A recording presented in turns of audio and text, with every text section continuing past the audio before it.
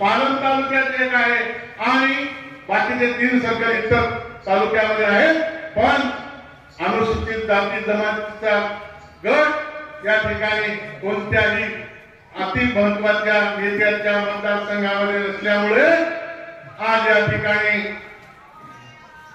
मागच्या 1 महिन्याखालीच ते जेव्हा सर्कल अनुसूचित जाती जमातीला सुटलं तेव्हा आम्ही माननीय मुख्यमंत्र्यांनी मुंबईला नरिमन पॉइंटला भारतीय जनता पार्टीच्या कार्यालयामध्ये मराठवाड्यातल्या सगळ्या जिल्ह्यांची बैठक लावली होती आणि त्या बैठकीला माननीय चंद्रकांत मामा उपस्थित होते, भरतरावजी होते, मी होतो, जिल्ह्यातले सर्व पदाधिकारी होते.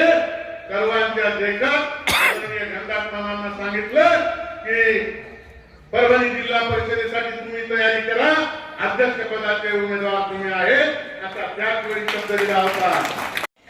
उमेदवारच निवडून येणार नाही म्हणून ही काळ्या दगडावर केली आहे.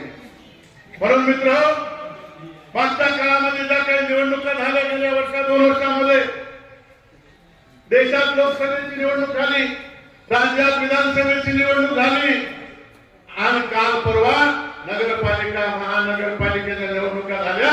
त्या सगळ्या निवडणुका भारतीय जनता पार्टीने एकतर्फी जिंकल्या आणि या आता सध्या होऊ घातलेल्या जिल्हा परिषद सुद्धा भारतीय जनता पार्टी या ही निवडणूक तुमच्या सर्वांच्या आशीर्वादाने एकतर्फी जिंकेल. मित्र,